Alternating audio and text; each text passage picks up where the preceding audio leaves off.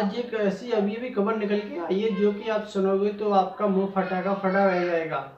जो कि एक ऐसी खबर है जिसमें माँ और बेटी ने मिलकर एक पिता की हत्या कर दी है और इसमें ऐसा खूनी खेल होता है जिसकी आप कल्पना भी नहीं लगा सकते हैं। आधार कार्ड नमस्कार सत्कार, मैं हूँ प्रेमवीर यादव। अगर आप चैनल पर नए हो तो चैनल को करें सब्सक्राइब और वीडियो करें लाइक। ये पूरा मामला यूपी के कानपुर देहात से है, जहाँ पर एक संयुक्त एक जॉइंट परिवार जो कि एक 4 लोगों में वो अच्छी तरीके से अपना जीवन यापन कर रहा था। अचानक से एक दिन ऐसा आता है कि उसके सामने एक ऐसा दुख का पहाड़ टूटता है जिसकी उन्होंने कभी कल्पना भी नहीं की थी। जब वो संयुक्त 4 लोगों का परिवार रहता था, अचानक से एक दिन अपने गांव घूमने के लिए जाता है और खुशी एंजॉय करने के लिए गया।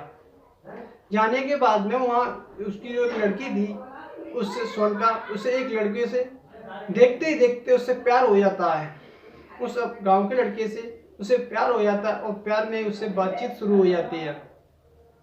बातचीत शुरू होने के बाद में कुछ ऐसा ही चलता गया और उनका मिलना, शारीरिक संबंध बनाना और उनके साथ में पूरी तरीके से होने लगा। और ये यहाँ तक भी नहीं थमा कि साथ घर से बाहर भी मिलते, लेकिन ये घर तक भी चला आया और उसके घर में भी शारीरिक संबंध बनने लगे। अचानक से एक दिन पिता आता है और उसको दोनों को आपत्तिजनक स्थिति में देख लेता है। संबंध बना रहे थे और उसी टाइम पिता आ जाता है। दोनों को उसने रंगे हाथों पकड़ लिया। पकड़ने के बाद में उसने उस लड़की को, अपनी बेटी को बहुत समझाया और समझाने की कोशिश की, लेकिन जो उसकी लड़की थी उसके कुछ समझ में नहीं आया। वो जो लड़का था उसके बारे में उसके घर पे बताया, लेकिन घर वालों ने भी उससे पूरी तरीके से कोई उसकी सुनवाई नहीं की, ना उसे समझाने की कोशिश करी। ऐसा ही चलता गया। लेकिन जब भी पिता अपनी बेटी को उसके साथ बात करते या किसी भी तरीके से उस पर शक करता था, तो पिता उसके साथ में खुद दुष्कर्म करने लगा और उसके साथ में रेप करने लगा। जब भी उसे मौका मिले खुद ही उसके साथ में गलत काम करता। तो लड़की अपनी माँ से शिकायत करती है, बताती है सब अपनी जो पिता उसके साथ में गलत काम करता है उसके बारे में, लेकिन माँ अपने पति को समझाती है, उसके कुछ समझ में नहीं आता और माँ की बात नहीं मानता है, अपनी पत्नी की बात नहीं मानता है। लेकिन अपनी बेटी के साथ में वो गलत काम करता जा रहा था और उसकी माँ और वो बेटी दोनों ही एक दिन ऐसा प्लान रचते हैं और वो प्रेमी कि जिस टाइम वो प्रॉपर्टी डीलर अपने घर आता है और उसको शाम के टाइम खाना खिलाया जाता है और उसकी चारपाई को बाहर वाले ही रूम में डाल दी जाती है और उसमें आके वो नशे में था और हर नीरस सो जाता है। सोने के बाद में जो बेटी और उसकी माँ और प्रेमी तीनों ही उसके ऊपर फावड़े से ताबड़तोड़ वार कर देते हैं और वार जब तक करते रहते हैं जब तक कि उसकी जान ना निकल जाए। जान निकल जाती है, तड़पते तड़पते उसकी जान निकल गई और खून की चिंगारियां बह रही थी।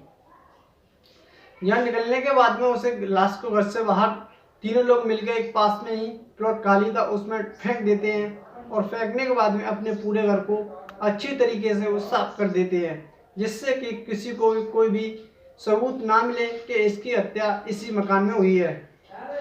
होने के बाद पूरी वारदात सुबह होता है, तो सुबह होते ही जो आसपास के लोग हैं उस लाश को देखते हैं तो एक आश्चर्यचकित हो जाते हैं कि ऐसे कैसे हुआ और पास में ही लाश मिली।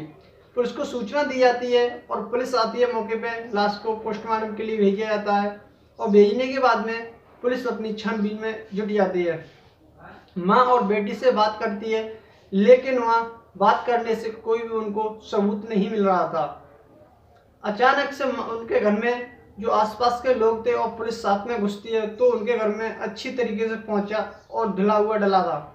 उसको देखते ही पुलिस का शक यकीन में बदल जाता है और उनसे सख्ती से पूछताछ करने लगती है और उन्होंने अपने ही घर की सफाई करते हुए एक पैंट था जो पिता का, उससे पोंछा जो खून ब्लेड पहुंचा हुआ था उसको मकान के ठीक पीछे ही फेंक दिया और लोग वालों ने देखा, उससे पूरा शक हो रहा था। पुलिस माता को और उस लड़की को दोनों को अपनी ही पकड़ में लेती है और महिला सामने ले जाती है।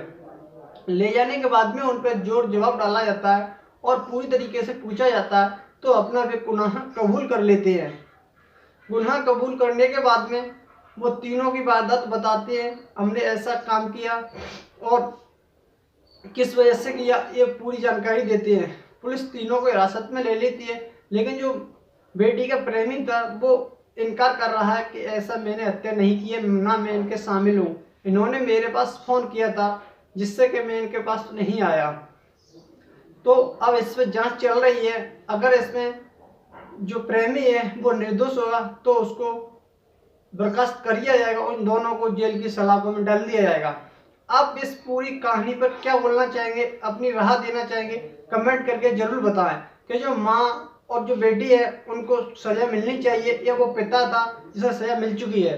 तो अपनी राय जरूर दें और कमेंट करके बताएं। मेरा कहानी सुनाने का उद्देश्य नहीं है किसी को दिल टोवाना या किसी का ठेस पहुंचाना। मेरा उद्देश्य सिर्फ यह है कि आप सुरक्षित रहें और सचेत रहें, कभी भी किसी के साथ में एक गलत कदम ना उठाएं। जय हिंद, जय भारत।